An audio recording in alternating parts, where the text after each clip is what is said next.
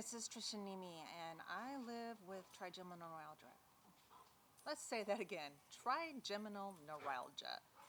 I'm outside today because it's a beautiful day, beautiful morning, and my dogs are playing with the cat.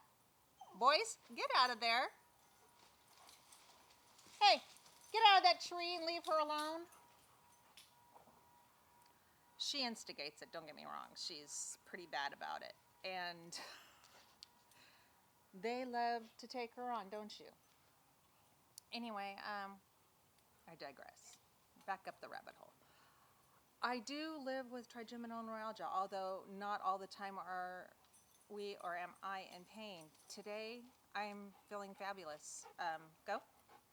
No, you're not getting in my lap. I feel really good today. I had a very good weekend with my husband. We went fishing in San Francisco Bay.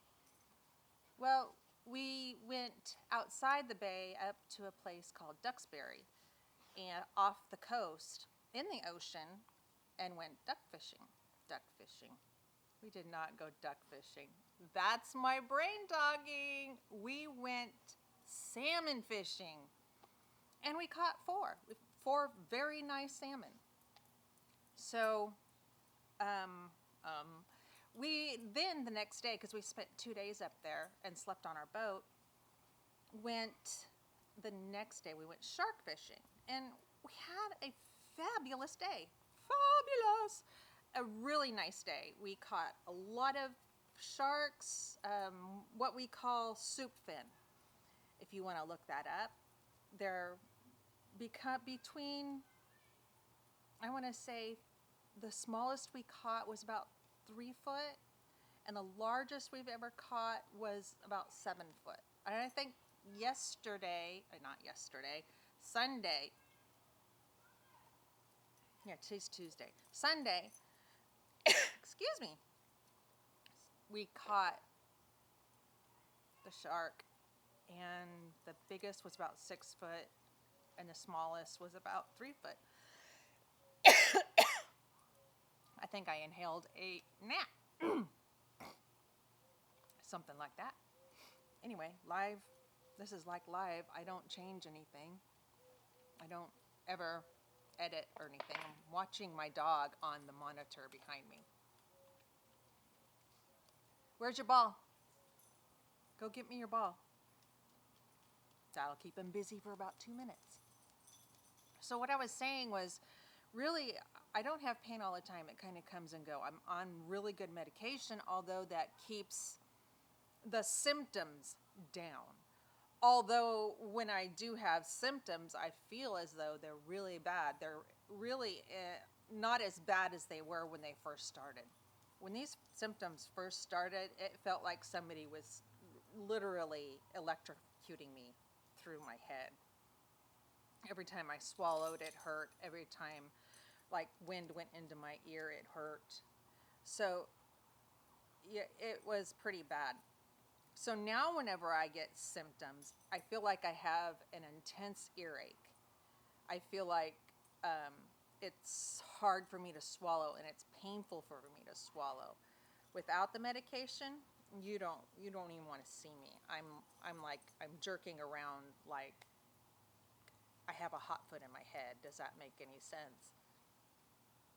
So on my really good days like this, I try to get things done. Like today I will dust. Because there's about 12 inches of dust in my house, to be honest with you, because I've been really sick for the last month and a half. So I'm going to try to get in there and dust. I'm going to try to do some really good vacuuming. Yeah. Things that have been neglected, I'm going to get to today. So that's what I will do today. On the other note, people will ask me, well, when you're in a lot of pain, how does anything get done? My husband does help. He does help. He helps with the big things like laundry, dishes, meals. If the toilet needs to be scrubbed, he'll do it. He does the big things. I don't expect my husband to work 8 hours a day and then come home and dust. Dust will always be there. We don't always run out of underwear. So when I'm really sick, he really steps it up. He really does. When I'm really sick and I don't feel like I need to be left alone, my mother comes up from Madeira, which is 80 miles away. She'll drive up and she'll spend the day with me. Sometimes she'll even spend the night with me. So it just depends on how bad this is. They're just walking around in the alley, Max. It's okay. You're going to hear some barking here pretty soon because Max doesn't like people walking around in the alley, which is not a part of our property. But that's okay. I digress. So where was I? When I'm having a particularly bad migraine, this is completely different planes. I suffer from a really bad migraine disorder. And so when I have those, it knocks me down almost as hard as it does when I have the trigeminal neuralgia attacks. And you have to remember also, I have occipital neuralgia as well, which goes through my occipital, and sometimes it's shooting out my eyeball and up across the top of my head. So when I'm having issues with that as well, it's horrible. So when I have the trifecta, the occipital neuralgia, the trigeminal neuralgia, what they think is glossopharyngeal neuralgia, and a migraine, that's hospital. There's no way I can deal with that. Not even with the medication can I deal with that on my own. My husband can't even handle that. So yeah, I'm in the ER at that point. And the ER doctor is calling my specialists, like, what do we do with this crazy person? Because we can't even hold her down. My blood pressure is skyrocketing. I am sweating profusely. I am jumbling my words. I can't even tell them where my pain is. It's so bad.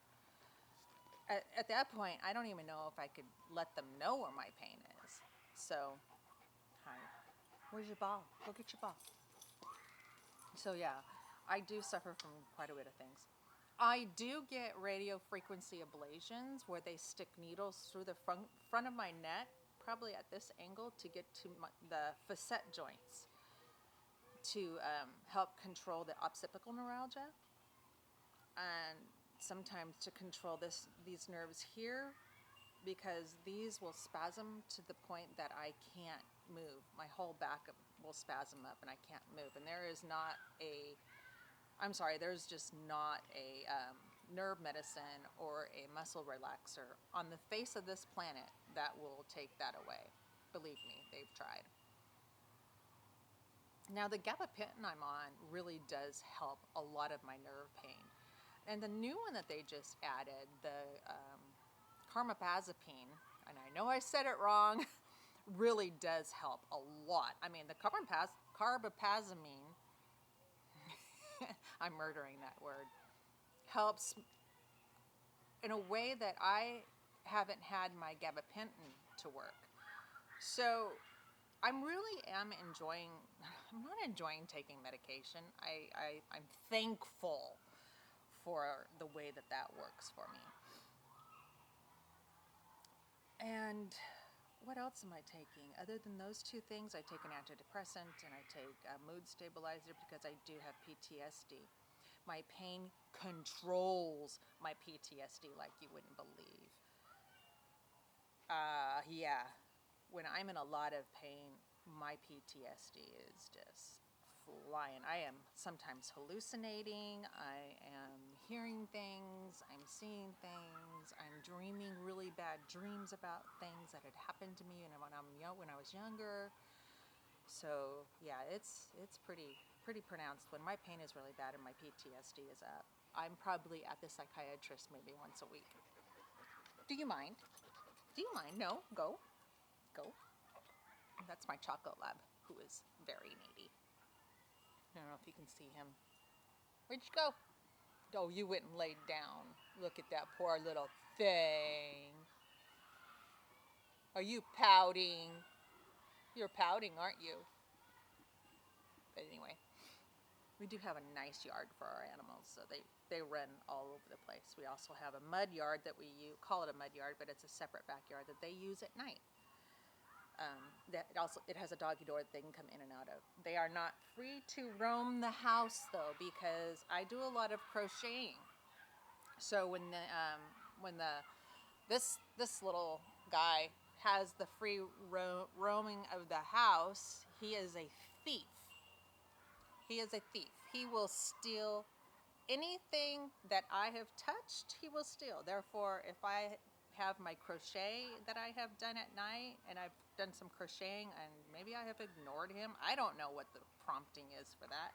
He will get my crochet and he'll take it outside and lay on it.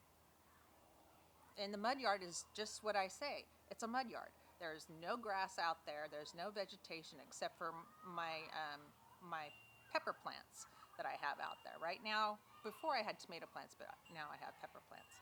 So that's that's the gist of that story. When I'm feeling well, we go fishing a lot. When I'm feeling well, we hunt, we go camping.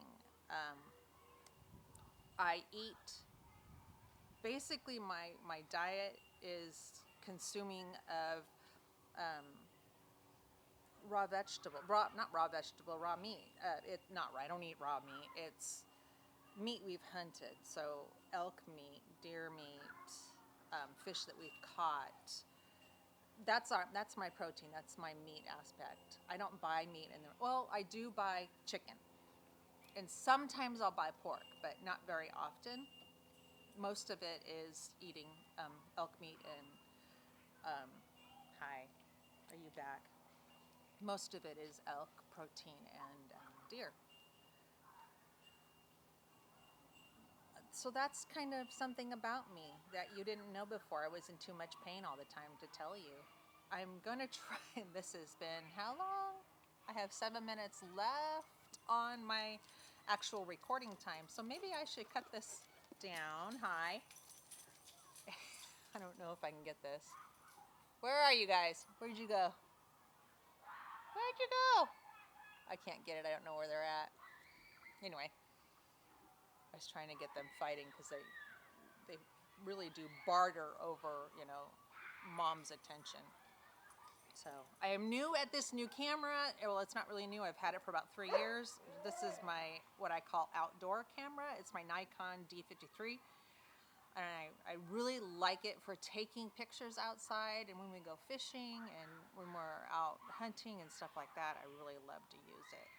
So a lot of the times you won't see me in front of the camera. You'll see my husband. You'll see my husband's best friend or whoever we're camping or fishing with. You won't see a lot of me. Thank you for licking the lens of my glasses. Gotta love them. Got to love them. Yes, I do. I love them. Anyway, I'm going to cut this at an end, and I hope you guys all have a fantastic week. Go away. You're being rotten. Go away. You're not listening to me. You're about to jump in my lap, aren't you? Go away. Anyway, go away. If you hear the sound of the children, yes, there's a school right behind us, and then we have a park right on this part of us. We have a park, and on that side of us, we have a school. So that is what it is. I love you guys. Thank you for watching. I'll see you next time.